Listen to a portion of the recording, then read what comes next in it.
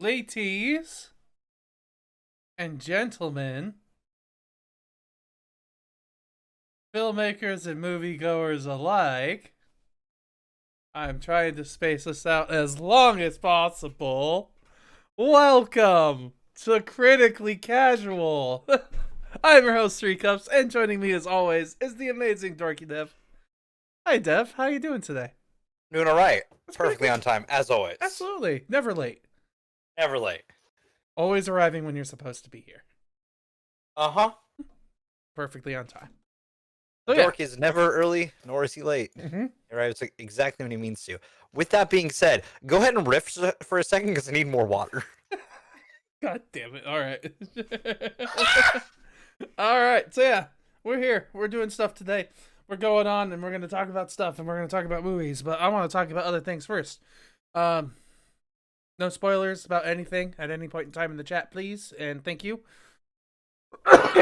Just because, I mean, we review things and people are probably going to ask us to want to talk about it at some point in time.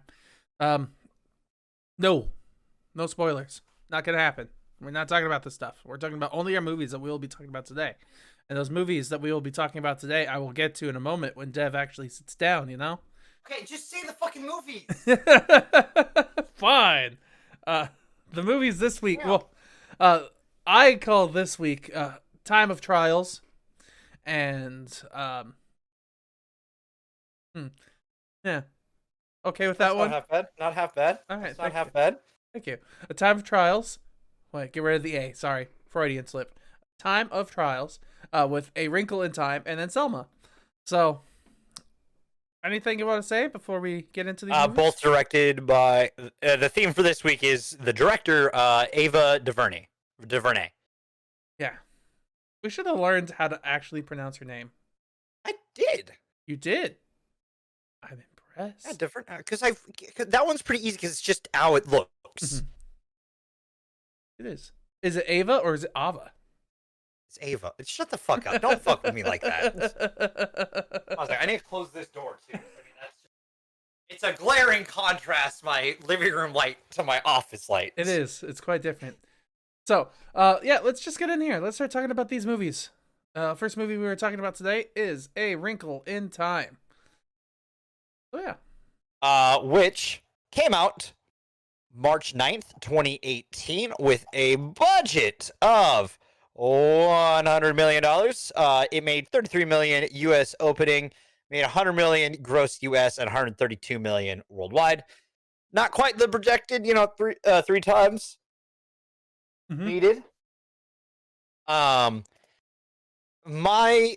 initial thoughts on this movie before we dive further into it is that personally, I think the book is probably better, and I haven't read it. My reasoning for that is that this movie does feel a little rushed. This movie is a bit rushed. I will 100% agree with you on that. I mean, I don't think it's anyone's fault, particularly in the sense of I think there's probably just more in the book that fleshes everything out, and trying to fit that into a just under 2 hour movie, because it's also a kid's movie, a little tough. Especially too, because I learned this while trying to research this movie a little bit. The book has been banned from schools multiple times because of the topics that it covers, and it's ideology and how some things can be fantasy while some things are science, and how they're intermixed, and religion. Why is it banned? Religion. Oh, got it. You started to say it as I started to say my sentence, and you didn't. I should have just waited literally a nanosecond, and I would have known. It's okay. It's okay. Yeah, religious people, weren't for what was taught in this movie, in this book, mainly the book. But yeah, but let's talk about this movie. Things that I want to note. The main characters, Storm Reed, Meg, and Derek McCabe as Charles Wallace, I think did pretty okay. Yeah, I think the problem that I have with them isn't their fault. I think it's legitimately just that I can tell they were written to be endearing, Mm-hmm. but it's not necessarily told, not shown, but it's implied, and it's tough to like. It's tough to like necessarily feel that with them because of I think the length of time we have with them. Mm-hmm. I think if we had more time with those characters, they would feel like that more. I think I would agree with you. The problems that I had, honestly, were with the writing of the characters. Like as you kind of just stated there. My main problem was with Charles Wallace, especially the fact that the entire time his name was Charles Wallace and it was never shortened. Like they never called him anything. Not Charlie, not Charles, always Charles Wallace. Not CW. Not CW, yeah. I mean, in that case, he'd probably be like making superhero comic book shows, but never. Fair. The problem that I had too is like none of the like things that happen are explained in this movie. Like how the hell did Charles Wallace know of the missus? And like Yeah, see, there's a lot of that, which I feel like probably was like a chapter or like tail end of a chapter in a book where he talks to him, right? like yeah, they're into that he's drawing them at one point in the movie. Yeah, But that's it. that's it. I'm pretty sure, like in the book, there's probably a part where like it's the end of a chapter, and it's just a quick little like, "Oh, hello there" kind of thing, and they just talk for a moment, setting that up. I think there's more earlier setup with them in the book. Like I can infer a lot what is probably in the book just based off of the movie, Yeah. because it's like, okay, I can tell that like because from what I understand, it's a well endeared book to the people who read it. I Aren't don't. religious. Well, there are religious Hyper people who probably enjoy it. Aren't like hyper anti anything that isn't my ideal religious. Um, and I think like again, I don't dislike this movie. I don't think. I don't, but I also don't feel like it quite succeeds at what it's trying to do. I agree with you. And I don't think it's like I genuinely think it. I, I hate saying it because we talked about it being a problem with some movies, but it needed to be two, maybe. Yes. If If not, I feel like three. this would be an awesome series Mhm. I 100% agree with you. where we get more time on some of the planets, stuff like that. Mm-hmm. More time with the characters. I mean, everybody loves the cameos. I mean, I did. Oh, I mean, yeah, 100%. But I don't think. I think my favorite person in this movie, like just their appearance, was the happy medium. Oh, 100%. I mean, it's. Can Yeah. I say who it is? Yeah, it's Zach Galifianakis, man. Like, come on. Like such great cameos in this movie. A very like uncharacteristically agile Zach Galifianakis. Absolutely. But like I think legitimately, I think my problem with this movie is just like it should have been more. Like it needed to be fleshed out more and potentially broken up into two. So like I think that is all I have against it because I can't really critique anything else because of that, if that makes sense. Like, cause like everything else I think is really well done. I think it's shot very beautifully. The visual effects, the CGI stuff, stunning. Yeah, I thought a lot of this was very beautiful, very colorful. Oh yeah, it Like, pops. Yeah, I used part of the I took a screenshot from the movie and used it as the centerpiece of our background because I loved that pink scene. Beautiful. I was like, ooh.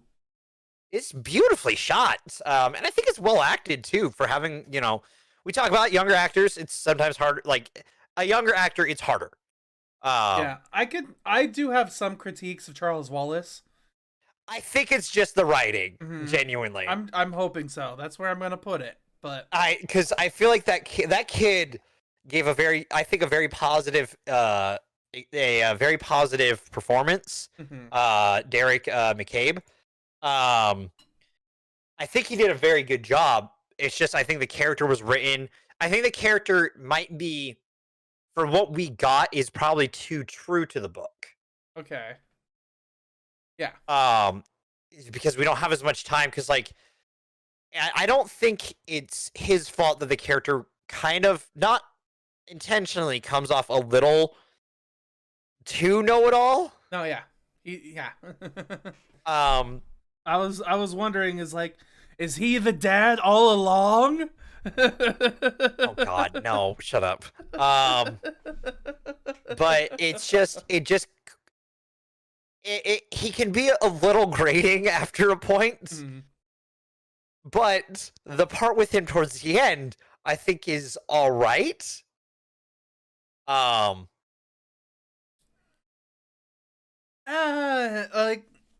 I don't know. For the movie honestly. we have in front of us, Like, that's how I'm looking at it. Yeah, I think I honestly preferred the young, like, joyful, happy kid over what we get towards the end.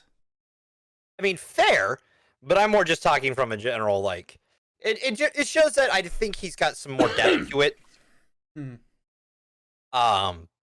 But like, again, this movie is just too short. Too short yet too long simultaneously. Yeah, it's kind of in a weird pickle where it's like too short for the story it wants, but too long for a kid's movie. Yeah, essentially. It needs. You know what? How? Because if you broke it up, like, I think the only way to break it up into two, we would need a spoiler section for this. But like, I know where I would break it up, and it'd be right after the misses drop them off. I would do it before. Really? Okay. Yeah. Okay. I would do it. I would not reveal that the dad is alive. And that would be your stinger at the end. I don't know what you're talking about. And that would be like, that scene wouldn't happen where it happened. They'd be like, hey, like they found his path, but they don't know if he's alive or not. And then somehow a message gets out that he's alive.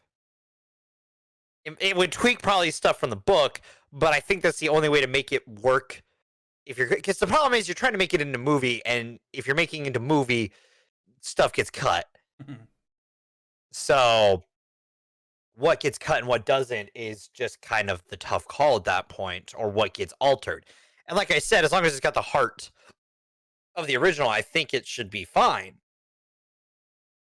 And I think why I'm kind of going lenient on this one is because from what I can tell, it does have the heart. Or it feels like whatever, like, because I haven't read the story Wrinkle in Time, but it feels like it has the heart of what that probably is. If that makes sense. I assume so, yeah. Like, it's not like one of those books where the one I can think of directly is The Vampire's Assistant, Cirque du Freak, where they combined basically all of the books into one movie, and it's a train wreck. Like just, Aragon. Yeah. This one, it's not necessarily good, but you could feel the story, the origin behind it. Like, yeah, you could feel the care. You could feel the care for it. Like, it's not like they were making this. I do not see this as a cash grab, if that makes sense, or like I need to hold on to the rights to it kind of thing. I see this as a genuine attempt at adapting this book into a movie. Yeah. Just skipped and chopped up a little too. Yeah, I think that's its biggest problem. And I think that's just legitimately down to time mandates. Like the studio probably said, we need it under 2 hours. Under an hour 50 if we can, with credits. Damn it, Disney. What'd you do this for? Yeah. And so I think just a little bit too much is left on the floor. I wouldn't mind seeing this as a series, though. I think it would be good. Give it another 3, 4, maybe 5 years, and then we'll have it on HBO. Hey, maybe.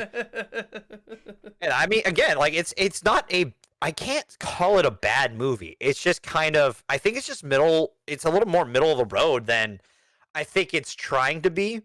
I think it's trying to be a lot more, and I can see it trying to be more. Mhm. I just think the problem is its time limit. I hear you, It's just absolutely. it's fighting the clock, and it just in some of those scenarios you just can't win when Mhm. it's against the clock. Which just kind of sucks. Like it's just one of those situations where I just like I genuinely can't pick it apart beyond that because just like I like everything else in it. Yeah, there's a It's lot to weird. like. It's quaint, it's quirky, it has a lot of fun in it. It is very visually beautiful. Like I liked a Yeah. lot of the visuals in this movie, especially some of the creatures that they make too. Like, well, at least the one creature, I guess. You know which one I'm talking about. Yeah, yeah. Yeah. I really like the flowers too. Oh, They they were were kind of adorable. Like adorable. They it. reminded me of Pokemans. Yeah, it was great. Like everything that they I had in this want, I movie was want pretty darn Pokemon. good. One part that I had fun with this movie is trying to figure out which universe it was in. Like at one moment I was like, "Hey, we're in the MCU," and then the other moment I was like, "We're in the Stephen King universe." And I was just having fun with it.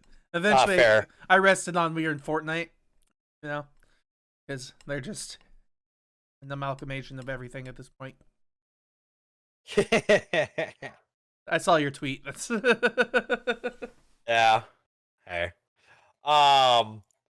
But no, it's so. just like I genuinely don't like. I don't know where to like. I because there's a lot of good in this. Mhm. So as a kid, I see this as a kids film. It's not a bad film. Mhm. I agree. It's for what it needs to do, which is entertain kids. I think it should do perfectly fine at that. The problem is when you get people who would be like, because there's a bit of like young adultness to it as well. Yeah, there are definitely A moments. little, a little YA novel to it. Um, but like it doesn't quite have enough flesh to it to be a movie like that. Yeah. 'Cause, I mean, it's got the problem that we had with it's got the opposite problem of what the Hunger Games movies had for us. That like we felt that it was just too long, Mhm. right? With the especially the last two, it was just Like I heard, I hate to like agree with some like Screen Rants, but I agree with what they had. One, they did the pitch meeting on their Hunger Games series, and they're like, yeah, so first movie, pretty good, all right, and then we're gonna have our stepping stone movie, and then we're gonna have another stepping stone movie, and then we're gonna have our sequel, which is kind of just the third stepping stone movie. It's what? Nothing. We're done. the prequel that the book that's not even written yet Yeah. about the president who no one likes. Hmm. Um, Man, like, yeah, it's just it's weird because it's just like we've never. I don't know if we ran into a movie that is an adaptation of something that felt like it had so much good in it, but its time was the problem, and it was too short. Like, I don't think we've had that issue before. I mean, I also have other problems too, but it all boils down to the writing and how the story was chopped up. Like it's Yeah, all the same problem. Is just too much was cut out of it of the source yeah, material. But so yeah. I think that's the point to get across. If you if you have I would say if you have the option to read it, read it. mhm. It's definitely if I get back into reading again, it's probably on my list. Um, just a matter of me getting off my ass and reading some more. Um, Getting off your ass in the computer chair and getting on your ass somewhere else to read a book. yeah, the lounge chair in the living room. Exactly. Um, yeah, I think overall, like I enjoyed the movie, but I want more. I'm Steven in this scenario, and I hate it. Mhm. This movie has made me Steven, and I hate Yeah, it. because I like all of the decision that this movie makes, and I want to get into the spoilers, but it's not a spoiler section, and we're not going to spoil this movie, so I can't go into the details. But a lot of the details in the resolution of this film barely make sense to me, just ever so slightly. But it's because they chopped too much out of it from the. Yeah. I'm sure in the book it made absolute perfect sense, like because it's, like, it just seems like a good idea. A lot of the things that they explain make sense. Some of it I thought was a little far fetched. Like I don't know how old Meg is supposed to be. I'm assuming at the oldest 13, maybe.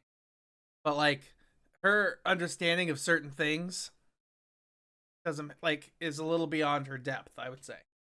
Even though both her parents are scientists. Yeah, it's kind of interesting where where the story looks like it's trying to go with some of the characters and with her especially, but like it just doesn't have like the meat to pull it off. And what's so Unfortunately. special about Charles Wallace? Fuck. That's a fair critique because we don't really understand that.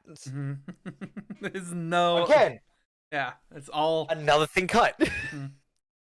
So, and that's just if we're just gonna get back to that over and over and over again. They just cut too much out of this film, but it's still a nearly 2-hour long film that we need more of. So it needs to be split into at least 2 movies, and then they'll pull Lord of the Rings and make it. Then they'll pull Harry Potter and make it 2.5 or 3, and but you get no, that would be The Hobbit. That's where you're going. So yeah, fucking Hobbit. I'm gonna give you your popcorn kernels, Dev, unless you have any complaints. All right. I don't really have any complaints. Okay, so what I'm gonna I think I was gonna overall. I think I'm sitting at about a 6 area without the kid point, so I'm probably gonna give it a 7 with the kid point. Okay. My reasoning for the 6 is that I think it's middle of the road. But I think it's above middle of the road because visually it's a very beautiful movie. I think acted wise it's very well acted. I just think it's chopped too much, it's cut too much. There's just not enough meat on the bone. The bone has been brothed, so all the meat's come off. I'll give you that. It's now a spare rib. So I would give it, before a kid's point, a 5.5. Because there are a lot of things that I would critique, but it all boils down to just they chopped up too much in the writer's room. Yeah. So yeah. Which puts it at 6.5 for you, which rounds it up to a 7 overall. Mm-hmm. Look at that. Look at that. We did a thing. So I just want to point this out. We have not had a movie below a 5 this year. Hey now, don't get your hopes up. It's only week 5, week 6, 7 actually. Okay, you want to know how long it took last year? It was probably the first week. Oh, never mind. Actually, we never mind. All right. Ah, fuck you. Wow. Huh. Mr. Skeptical. It took till March. But... Fuck. It took. The fact that Too Fast, Too Furious is the first. Oh no, never mind. The Mummy was before it. Beginning of March. First week of March was when our first below a 5 happened. It was The Mummy 3.5. Sorry, my mind went to strange places there. My mind went, wow, things are going great until March. Oh, what happened in March? Oh yeah, the pandemic. Pandemic's been going on for almost a year now. I saw a thing on the news that said things won't be solved for like another 7 years. Well, shit. Full recovery, probably. Yeah. Anyways, back to movies. Yeah. So yeah, that was this movie. That was Wrinkle in Time. Yeah, that was Wrinkle in Time. What? On to Selma. Yelling, jeez. Fuck off. All right. Selma released January 9th, 2015 in the US. But I think it released 2014 elsewhere. Looking at it, let me see. Yeah, I thought I saw 2014 somewhere. Oh, it was Sundance? AFI Fest. Okay. November 11th, 2014. And then a limited run in the US on Christmas that year. And then it looks like everywhere pretty much on that following like month. on the 9th. So, with a budget of, let me scroll back down. I went past it. 20 million. It made 571,000 opening U.S. weekend of the 28th of December, 2014. Then gross U.S. was 52, with worldwide at 66. So it did make that 3 times. Man, what a good movie. I agree. Like, I was trying to think about it, and I was like, am I just giving this a high rating in my mind? Because I just like that we're watching more character driven movies and not like action driven movies. But having watched this and really absorbed it today, like I watched it like a second time today because I was like, this is a good movie. I really enjoyed this movie. Not saying that it's great. I'm not saying that it's perfect. Let me rephrase that. I'm not saying that it's perfect in any means, but it's a good movie. This is one of the movies that I 100% would beg people to watch. I don't care Yes. who you are. You need to watch this film to get some perspective of some things. Like, it was good. It was well put together. I thought that it was very clever as well, like the use of the FBI surveillance as time cards slash like transition segments was just perfect. Like, I loved how this came together. I have only one complaint, but I'll save my complaint. I think I have only one complaint, like one major complaint. And I don't necessarily feel like it's on the part of, I think it like, it's one person, one character of the movie, because this is based off real events. It's based off of the events around the Selma March from Selma to Montgomery. Mhm. Um, it's around the Voting Rights Act, Ah. and pushing that forward. Mm. Because lowdown on the plot is essentially that, like, hey, in Selma, it's pretty much enforced that blacks can't vote because you either need, like, they're in Alabama, Mhm. especially too, because that's where this takes place. It's essentially enforced that, like, if you don't have, like, if you don't pay the tariff, you don't, if you don't have someone write off on you being able to vote, that's also a legal voter. Mhm. Like, a lot of things like that were going on during the time. Um, and so, like, MLK Jr. came in and started to help organize. Mhm. He helped a lot of the grassroots organizations that were there at the time. One of them actually ran by John Lewis. Um, John Lewis. Whew. Ah, Dude, it honestly, like, that just let me pull him up real quick. watching this movie made me just think about all things, especially his memoriam a few months back. Oh. Let me pull up who played him. Stephen James, fantastic job as John Lewis, because I feel I know the main character is supposed to be Martin Luther King Jr., Yeah. but I feel like his John Lewis is kind of the heart and of the, like, of the movie, Mhm. in a sense, because he's there, like, he's from that area. He's Mhm. trying to, like, oh, wait, it's not Alabama. Selma's Georgia, isn't it? No, Am I I think. wrong? Or is it Alabama? Okay, yeah, Alabama. Mhm. I got my brain mixed up for a second. I started second guessing myself. But, like, he does a fantastic job of, like, just every time he's in the scene, he's more the attention. Mhm. And I think that really works for the film. Like, he has one of my favorite scenes in this, like the John Lewis scene, towards the last like three quarters of the film when he's arguing with his friends, is one of my favorite moments because it's so powerful. Like, just Yes. verbally. Like these people, it's such a shame watching this movie and really like how hard they fought and all the things that they went through and knowing that stuff we're going through now. So Yeah. Well, I um mean, like it just sucks that like a lot of like the fact that the back in 2013 the Voting Rights Act was gutted as well in some ways, and mhm, in a lot of ways. And it's just like it's the fact that the fight is still happening today sucks.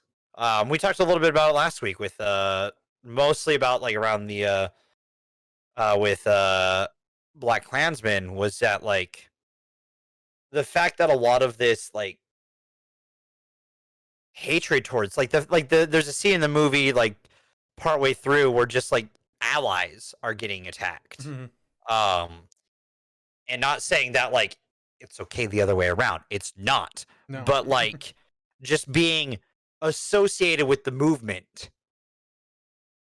put you at risk. Mhm. And it's just seeing that sucks. Like this movie has some scenes that will just gut you. Um Hmm. but it needs to. That being said, one scene did not gut me that I think needed to gut me. It's like the climax of this film. Um, like we talked about it happens multiple times towards the end, but the first instance, um, of I think you understand where I'm getting to when I don't know which one. um towards the end of the film without Martin Luther King. Oh. Like I feel like that moment with did not go harsh enough, especially when it did so many other amazing things. Like it gutted me in the opening scene, like talking about what happened to that church. Like, oh my god, I just like I was shocked. I didn't see that. Like I like That this is that another one of those things, okay? Like I've talked about it before. Why the fuck isn't this taught more in goddamn class? because we're the land of the great. Nothing bad has ever happened It here, just ever. I don't oh god.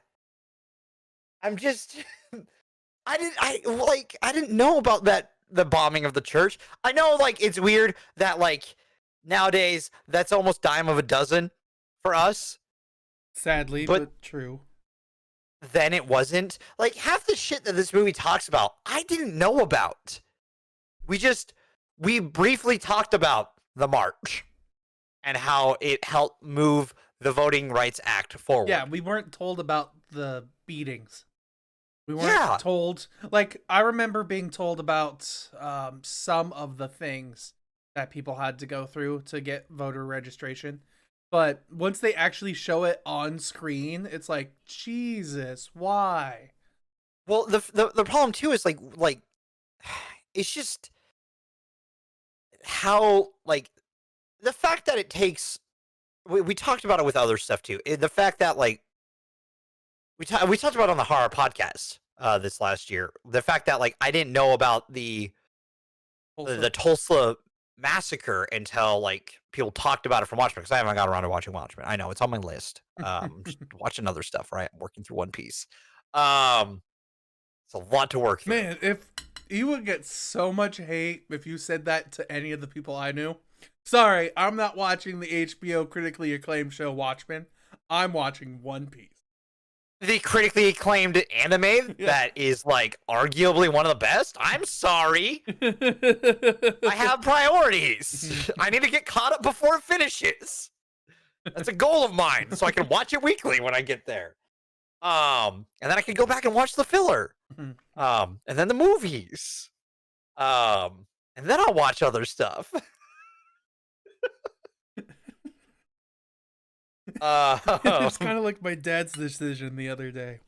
Like that hurt my soul having him go from watching Avatar and finishing what was available of WandaVision and then going to Transformers 1. I was like, "What?" Did he watch the others too? He started the second one, and he's like, you know what? Let's watch Korra. Thank you.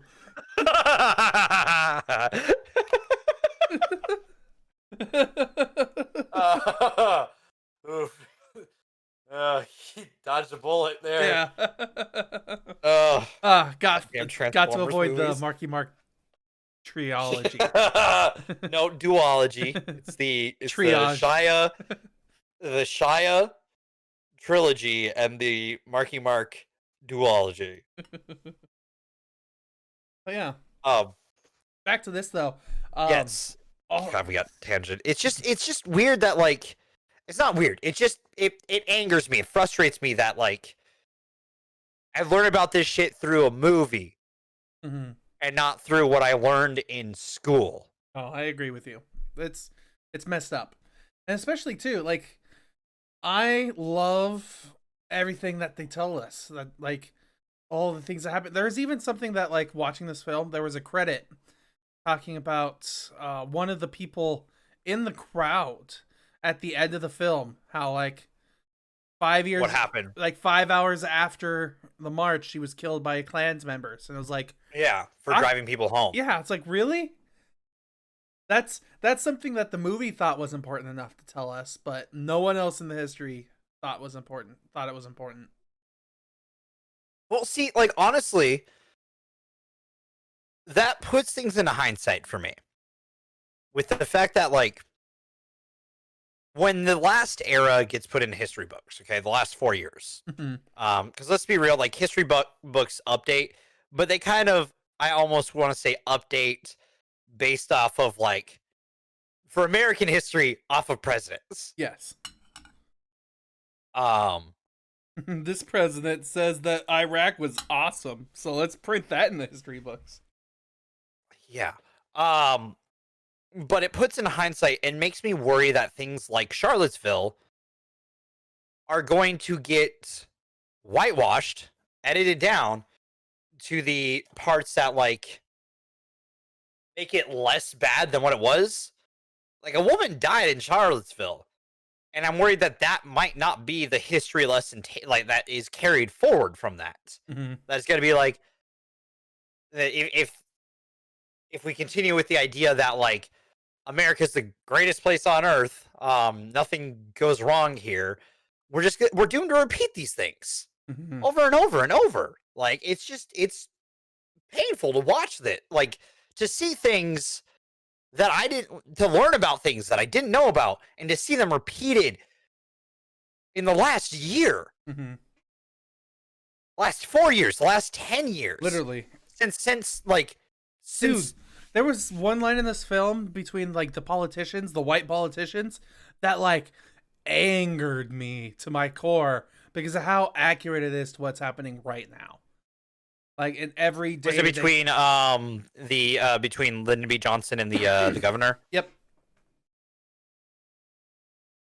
Yeah. I was like, it was so fucked up. Honestly, Lyndon B. Johnson's kind of my critique of the film. Mm.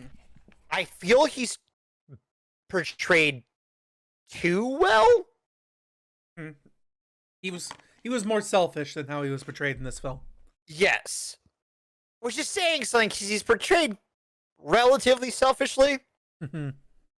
But hindsight, he's far. What he did for like civil rights movements was more for self gain than the people. Because he was racist, like, Mm-hmm. and it does like that doesn't quite come across as much. It's done like slyly towards the end of the movie, but it's very subtle throughout the whole film. Like it's implied. It's more shown as being like, for him, it's that like he doesn't want things he doesn't want to cause major shifts in things because that's how chaos erupts and stuff like that, and he starts to lose control. And he wants his legacy to be good. He wants a legacy is essentially what he wants. And like it doesn't matter. Like he's good to the point of like it benefits him. The moment it stops benefiting him is when he's not good. like the fact that like he said the N-word a lot Mhm. in conversations with people and with governors and stuff like that and congressmen and stuff like that that doesn't show that he's a good guy. Mm. Like I think before if we're gonna start getting into the details of the characters and stuff, I think we should probably go into spoiler. that's fair. Well, then we need to hit some other notes then first. Cinematography. Yes. One thing that I thought about in this film with the cinematography was it's pretty good. Like there was a lot of stuff that I thought could have been worked on. Like they did a lot of conversations with the camera angles being important. Like the camera angle and the intensity of where the camera is to the person, like the face that they have on the screen. It was very important in this film because it was a lot about people. It was a lot of people talking, except for Yes. like the dramatic moment. um, the parts that I probably would work on are like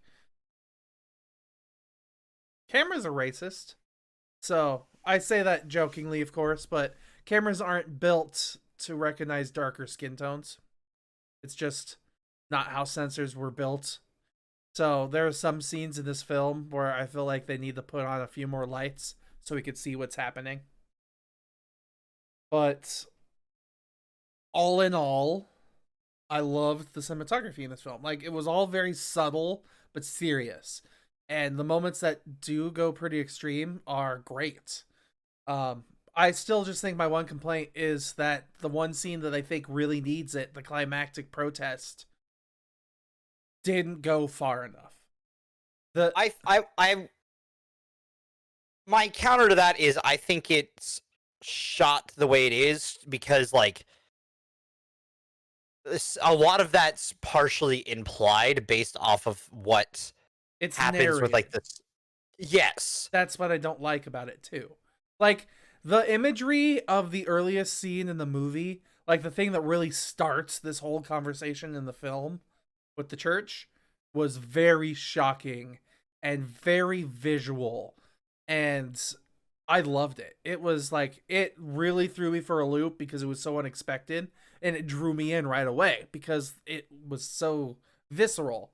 Um, but then once we get to that scene, something that has been talked about in history books, um, something that I have learned about in school, I remember, uh, it tones it down. Like it, I feel like it washes it down a little bit for the audience, the white audience specifically, to try and make it more digestible because it's literally.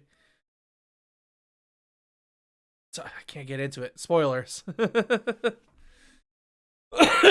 But you get the idea. Like the stuff that they do and say is ridiculous. Um, but I think they should have gone harsher because they've done harsher in the film. But that being said, everything that they did do was so great. I even loved the like moments that they did with like the sound editing and things, like the diner and the lack of sounds and like the screams and sound mixing was great in this movie.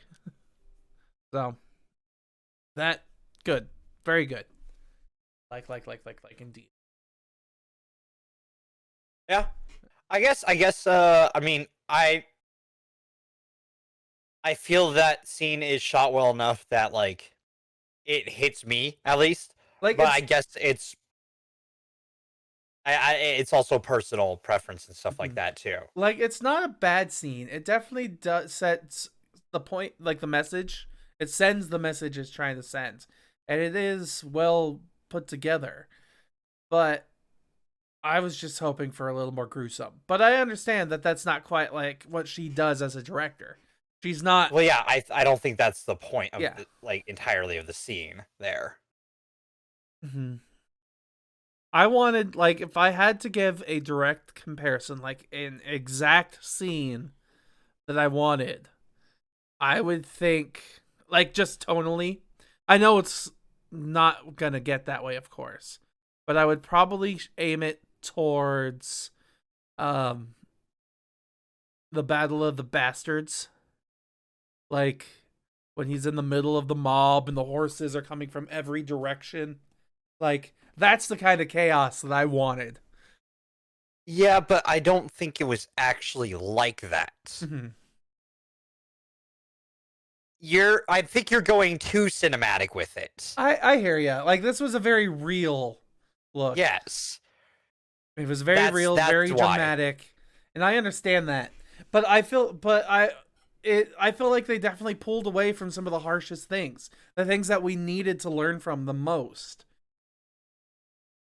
just because they wanted it to feel better, I guess. Like the thing. I don't think. Go ahead. I think what I think it's shot to be more real about it, because like I think if you took the other approach, it would come off to like comparing to Battle of the Bastards. I feel like it would come off too like unrealistic, I guess, because like not that like Battle of the Bastard is a unrealistically shot battle.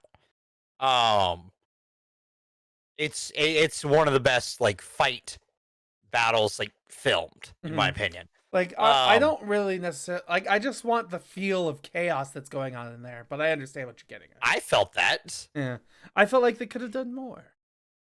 But I hear you. I guess I don't feel what you're feeling, because I feel what you're trying to feel. Yeah, I guess from that scene, I feel it aces what you're trying to say. I guess. Yeah, like the only other way I can describe it, I guess, is just it does fine. It really does do a good job. It's just I feel like it pulls away from the inhumanity that's happening because of it being told through the narration of the reporter. I think that's important though, because the reporter is like, because we've seen this reporter throughout the movie. I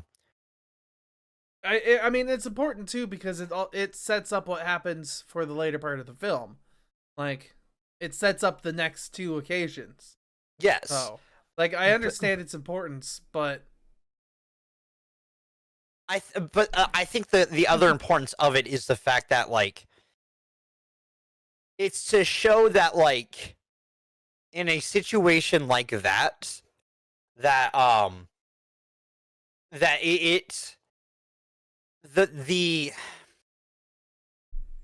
when you see people being hurt like that, because like obviously the smokes were supposed to be there first, but they failed at that and people saw what happened, that the collective consciousness of people,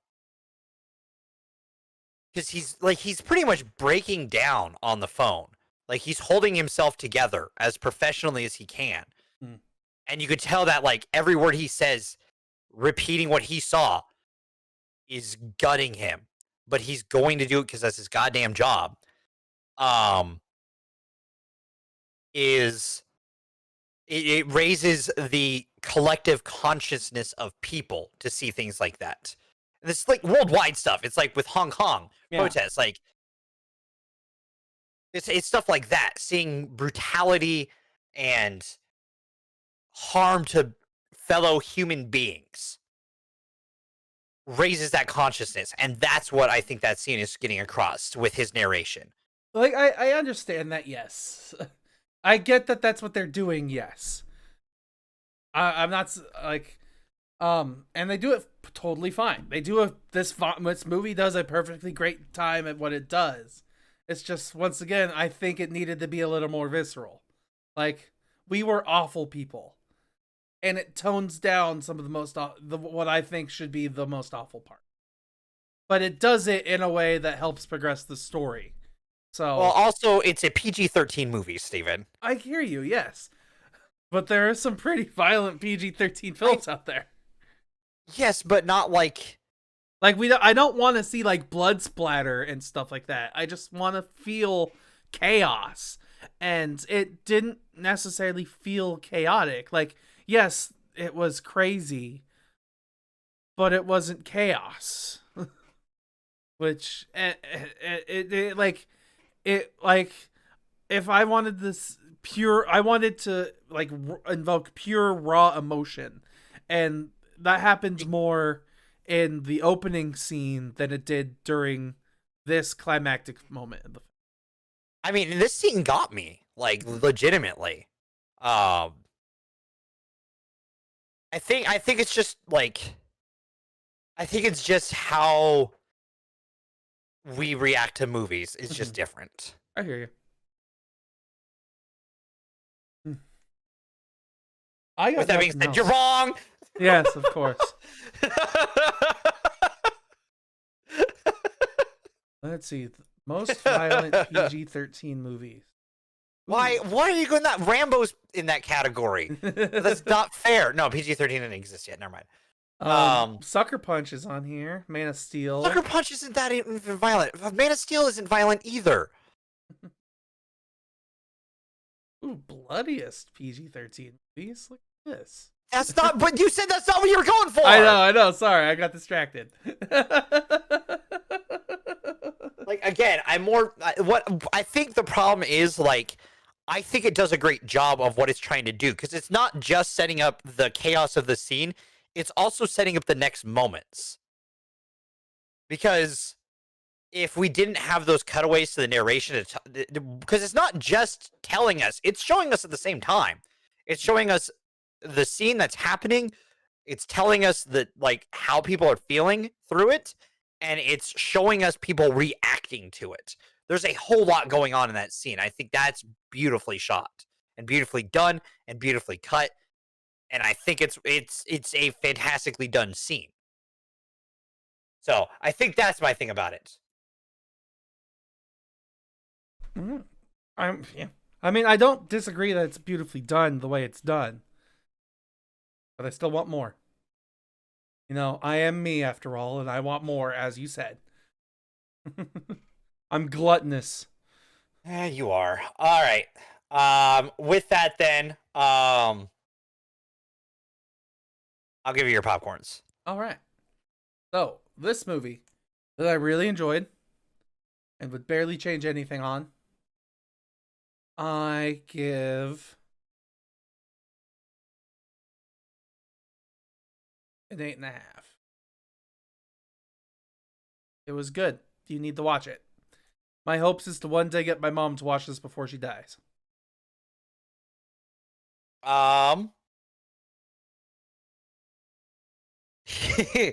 Giving it a 10. All right. I don't blame you. It's I know it's cliche of Dev to give away the 10s because I tend to do it the most. But I mean, this is a 10 to me. It's up there in that category of films for me.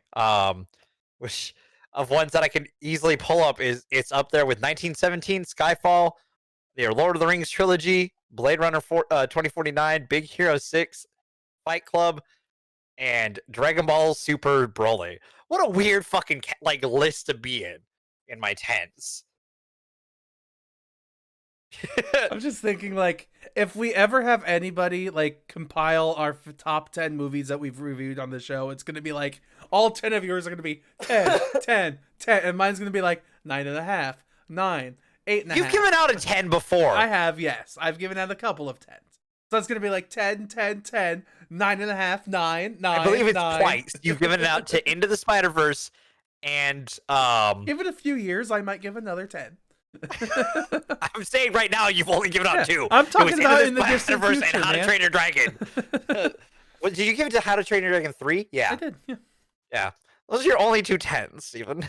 I feel like I've given more than 2 10s, but no, not that I could easily access. I can't think of a That's movie what I'm saying, before it. I can't think of a movie before Into the Spider-Verse that other than How to Train Your Dragon that you would have given a 10 to.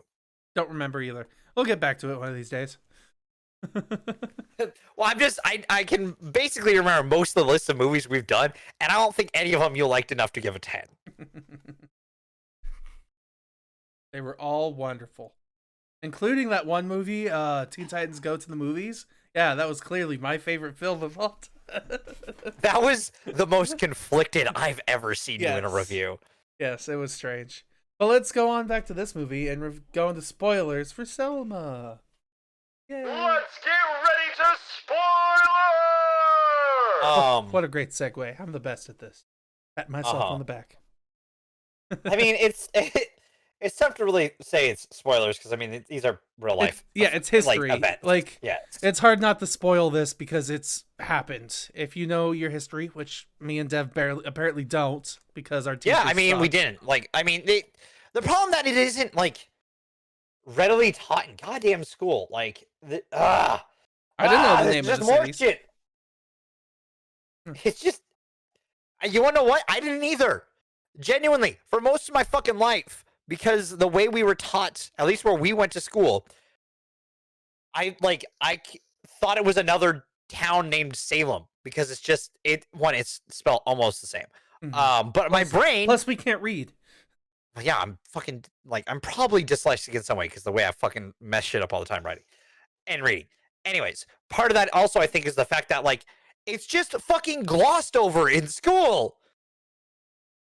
So my brain probably keying the name being very similar to Salem, probably keyed that as the same as a different Salem because there's a Salem, Oregon, there's a Salem, Massachusetts. Mm-hmm. That's the witch trial one. Yeah.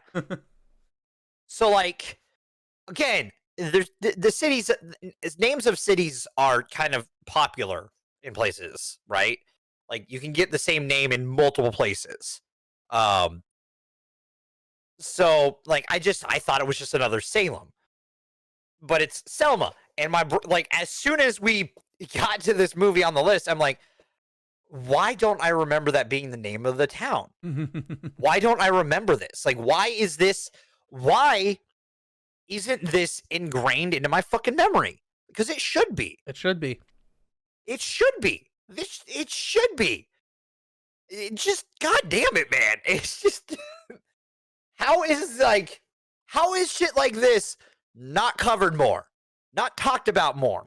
And I'm not blaming my teacher for this, because I had a really good world history teacher. He was I had our U.S. history teacher because I was in the first half. I was in the AP class. Mm-hmm. So I had start with a K. I'm not gonna say his name on here right now, but you'll probably remember him because his son was a trumpet player. And he's a fantastic teacher, from what I remember. But I don't know if we got to that point in U.S. history in his half of the class because I switched to a different teacher later. Because it was in his class that I almost decked a dude because we were talking about the civil rights movement, and how there were a lot of similarities to, at the time, the essentially the gay rights movement of being able to marry, because you could draw a lot of similarities.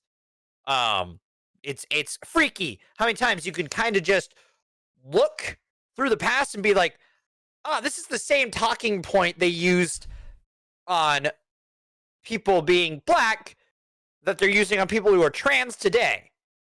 Oh, they shouldn't be allowed in the same bathroom as someone. What if they do something to someone? Mm-hmm. Stuff like that. Or you can't get married. It's unnatural for you two to marry. Has been the same argument against different people for fucking years. Absolutely. So and it was one of those that humans in space tentacle monsters can't marry. Hey man, you know. And hey, someone's gonna. I ain't gonna fucking judge. Love is love, man. Hell yeah, dude. Love is fucking love. Especially if it's legally in pink. Steven, I ain't gonna judge you. If you've got an alien that you've been dating for the last 3 years, you're more than welcome to tell me in private. I'll let you know eventually. Okay, cool.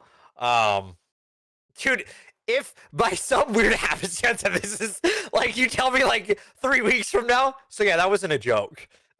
Yeah, here's my alien girlfriend. She says hello. What was that, honey? She said goodbye and then floats away. Anyways, but like, I nearly decked the kid because he was like, well, because we were talking about civil rights movement and comparing to gay rights movement for the right to marry, and he's like, well, he pulled the whole like, he essentially pulled the card of being like, well, they shouldn't get married because it's unnatural, stuff like that.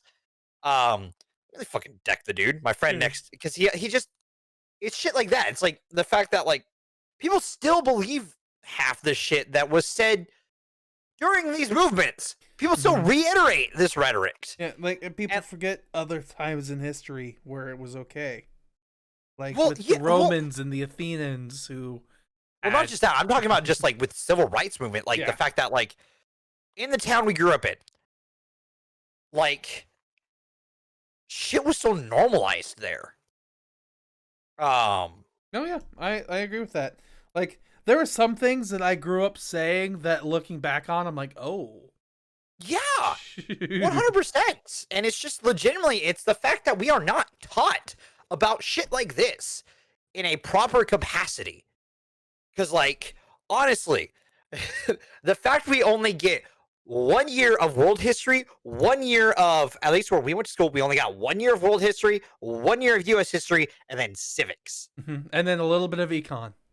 And then I think you had we got half a semester of civics and half a semester of econ. And then I think and econ was just, hey, capitalism good. And I think wasn't the last semester it was like PE and health or something? No, well, you didn't have to. You had to do your, like, it was your first year was like PE, health. You did those two.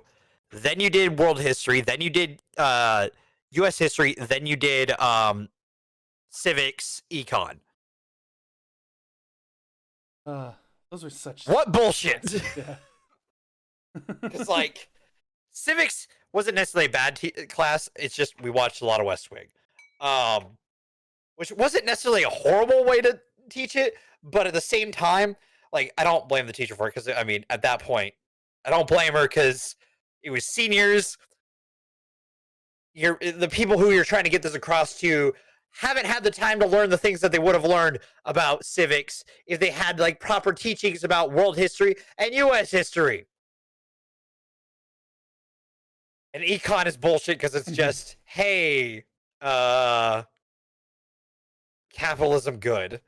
That is the best way to put that class. I remember, like, I decided to take history during summer for summer school, try and get ahead. And then I later found out if I took English, I would have graduated early. My goal was to graduate early, but no counselor ever told me, hey, you have to take 4 years of English. Yeah. Yeah. So I took every other class, and they're like, so you ready for your 4th year of English? I'm like, wait, I don't have enough credits to graduate? They're like, nope. Well, thanks. Yep. But, like, it legitimately just comes down to the fact that, like, I know we're in the spoiler section, but it just feels like this is the best way to convey my emotions about this movie. The fact that, like, I didn't know the name of the town was Selma, where the march to Montgomery began. Sorry, I saw something else. Is bullshit. I 100% agree. This is stuff that everyone should know. Yeah. This is our history. This is stuff we need to know this stuff so it doesn't happen again, like it is right now. Yes. Right? It just I'm so fucking frustrated. I hate it, man. I hate finding out shit that, like, I feel, because I love history. I genuinely love history. It's one of my favorite things to learn about the past, because it's just fascinating to see what people did or have done or might do or are working on to do. I was going to say, I love history movies. I'll be honest, history is my worst subject. I know so little about history, but like I'll every be honest with time we watch something that like I'll watch history movies and history documentaries with my dad like every other night, and it's like, whoa. Like it was interesting because one night we were watching, still I know this isn't Selma talk, but still one night we were watching a documentary about Pearl Harbor from the American point of view. And then the next night we watched a documentary from Pearl Harbor from the Japanese point of view. And both of them were interesting in different aspects for different reasons. And like both of them were amazing feats. Yeah. So- Well, and the thing is, like, I'm the kid who, like, in AP history, I passed with a D, but I didn't do any of the classwork, any of the essays, and I passed every test with an 88 or higher. Mhm. And I slept through taking notes. Because I get, like, the problem is, I think the problem with it is the fact that, like, we were taught the same things over and over, just slightly more expanded. But the problem is that I could sleep through that class, the first half of AP history, because I didn't take it the second semester because I got a D and there was no point if I'm not going to get the college credit. I didn't sleep through the second semester because the teacher didn't let me get away with that. Also didn't help that, you know, again, I was a teenager with bipolar, so sleep was my fucking release. But like, I feel like, because like it's something that I should have known before that point, honestly, before high school. Because like how much History Channel I would watch with my dad. Not that the History Channel is the best place to watch history stuff because they do skew things. Just a little. Just a lot of. Aliens, man. God damn it. Don't even get me started on that shit. But like, it's just, I'm beyond frustrated about this. I mean, I don't want to say I'm irrationally frustrated about it. I was about to say, I can tell I you're don't feel frustrated like this is because irrational. normally we wouldn't have a conversation on the same topic for this long. Because all we've done is reiterated that you're angry that we haven't learned this yet. No, that's fair. That's fair. I've gone on it for a little bit. It's just, it's upsetting. And that just continually pushes things that I feel like need to change and need to be better, because there is no reason I shouldn't have that information. No, I agree with you. Yeah. So, moving on with that, man, that end really got me. Yeah, that and how it showed the live footage of everything too. Like, Yeah. I loved the ending of this movie. And I was so worried that they were going to like combine events. I know that they were trying to be accurate, but a part of me was worried that they were going to add his death to this too. Because they joked about it so much in this film. But thankfully they didn't. Oh, because I don't think my heart could have handled it. I really don't think it could have. Honestly, like this, like that, like seeing the live footage of their walk there, the entire time too, like if modern day Dev got to go back in time in March, right? Anytime we like part of the modern day Dev would just have his fucking hand up like this walking by every goddamn fucker holding up a Confederate flag. Because it's just seeing how many fucking assholes just standing on the side of the fucking march, just there to be an asshole. Fuck, man. Ah! We gotta put fear into these people, boy. They're not equal to us, remember? I hate it though. It's just stupid. Like they're stupid fucking. I talked about it with a friend. They are white people. There are white people, and then there are people who so happen to be white. I like that. But that's it. People who so happen to be white are conscious of the fact that, like, hey, white privilege is a thing. That, hey, there are times where you might unintentionally say something that is either construed as racist or is racist, and you should learn to change that. Say, living as a And white man, easiest life I've ever had. I mean, it's just the matter. Like your difficulties come from class, not from skin tone. Mhm. And that like that's white privilege. And that like being an ally isn't being the loudest in the room. It's shutting up and listening. While white people are the ones who are out there being like, My how rights does are this- being trodden on. Can't how tread does on this me. affect me? How you guys are gonna get all this, like, all the things that I deserve. And just look at it from a perspective of just themselves instead of the people. So we are a union of people. Anyway, I don't think I would have been able to resist flipping off people. Because that is who I am at this point. So Oh, hey, Dev. Pop yeah. quiz. I want you to recite the preamble of the. Oh, dude, Can you name fuck. Can you name how many county judges there are in Washington? No, Can you name them? like fucking hell. That scene.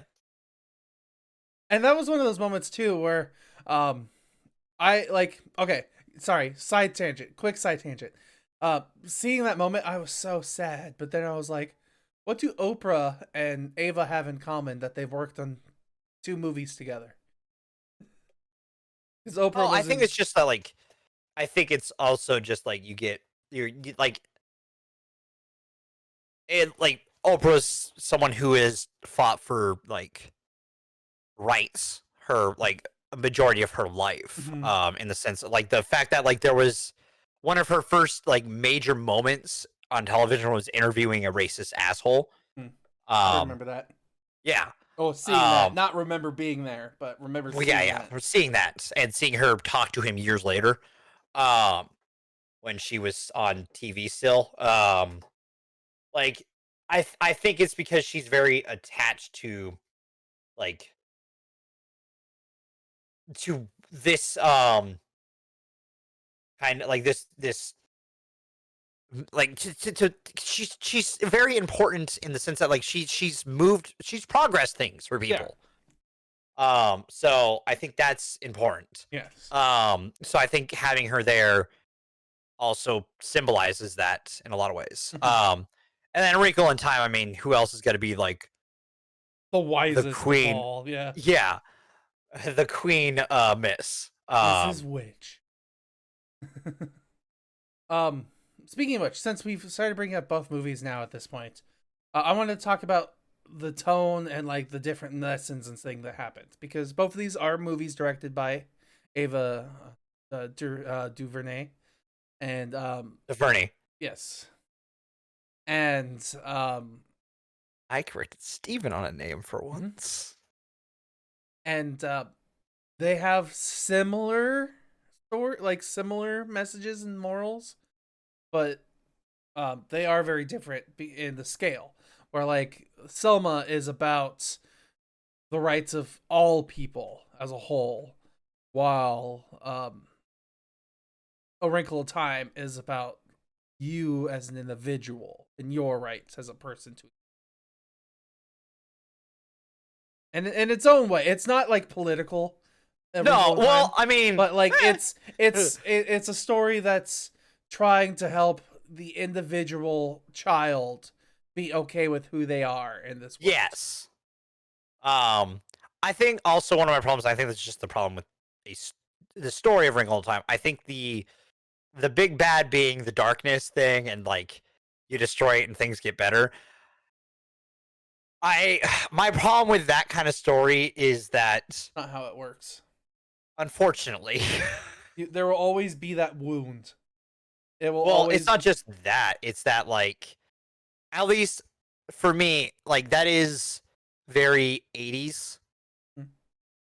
Like Bill and Ted save the universe by making the perfect song.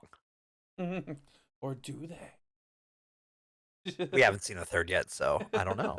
I mean, it's out.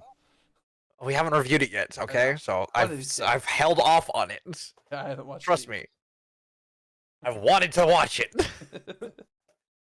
But like, I think that's a problem I could have critiqued more on it. But I mean, it is what it is. I think for me that like both of the both movies do have the like like just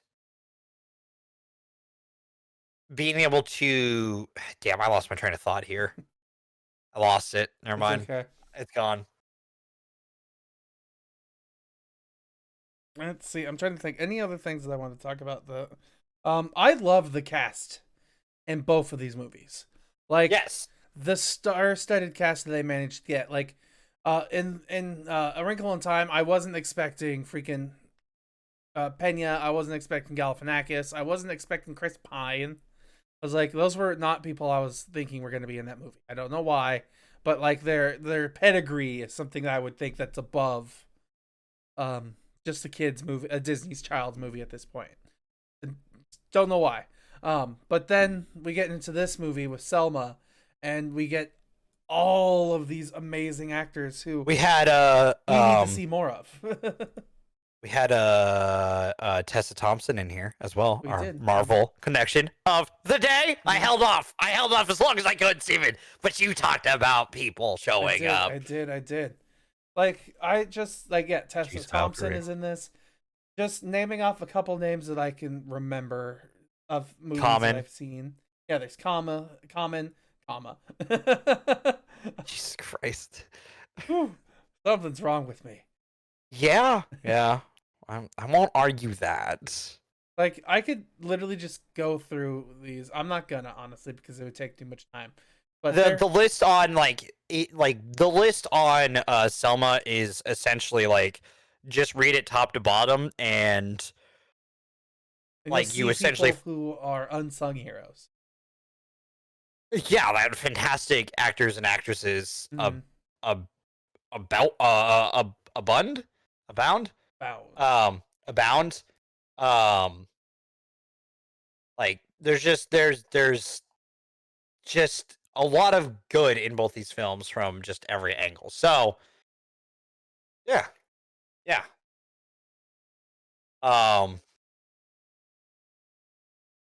so not to rush things, but we News. should get to news News. because we are running longer than we had planned. Mhm. And you wanted to get to bed early, That's so true. I'm gonna It's push things along because I've Stupid talked too 3 much. a.m. work. Yeah. Yeah. So yeah, we're getting into the news here. Woo. Oop, I hit the wrong button. Hang on. There we go. Did you see a trailer dropped yesterday at the Super Bowl?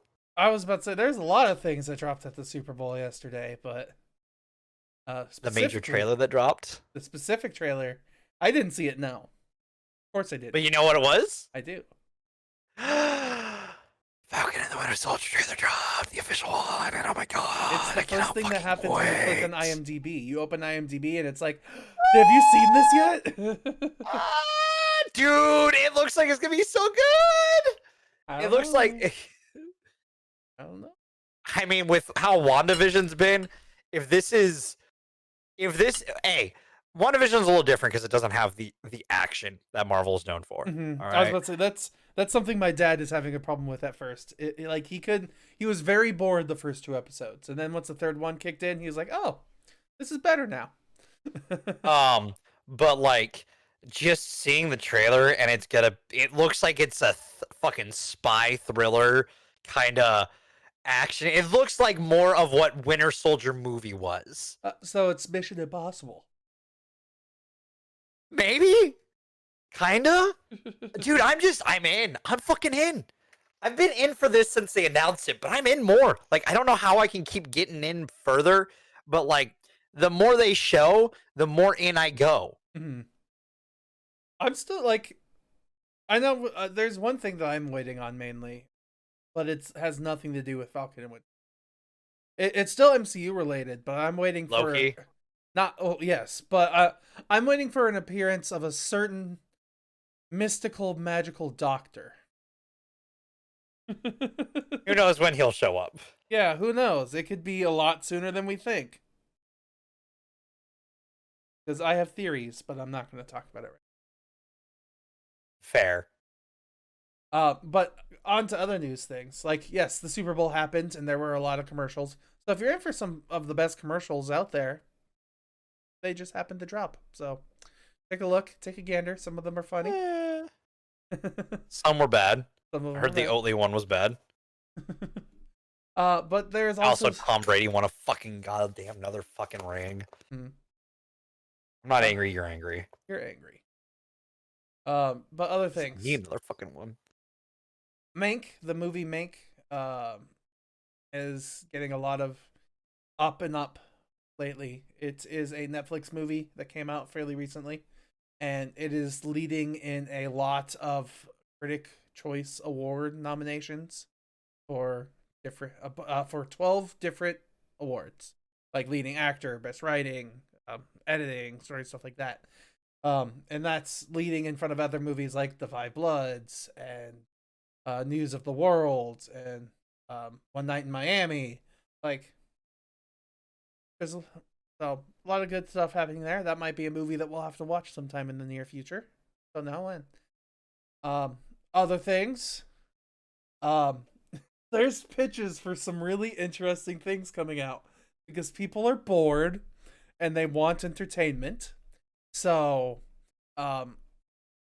sticking to Marvel, there's a pitch for like essentially an X-Files version of a Marvel TV show where a certain character that everyone loves goes around from different location to location dealing with supernatural events. And the MCU is a show that's being pitched out there right now. There's Okay, can I just say the problem with that is that they did this. It's called Shield. Agents of Shield first season is this. Yeah. Is this show? Exactly. So I agree with you. So it hurts. It hurts so bad. I haven't even seen the show, I've been and a I know. Shield stan for so long, and then all of a sudden I was like, "What if I did an X-Files in the MCU? That'd be quirky." Bitches existed already. Yeah, Fuck. there's that's being pitched.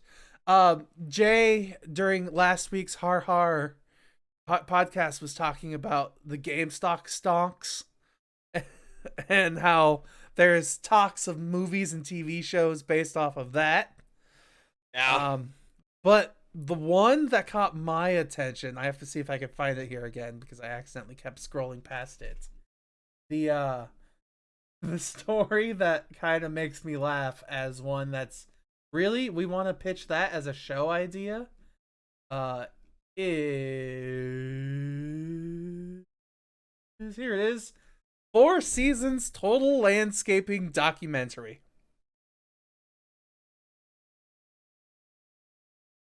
Fuck. So yeah, there's a documentary about the company that held Trump's loss. Trump's lawyers Yes. lost speech. So kind of disappointed. Like, I love it, and I'm like, really? Fucking really? So we might have some pretty entertaining documentaries and TV shows about what's happening right now, coming out probably within the next couple of years.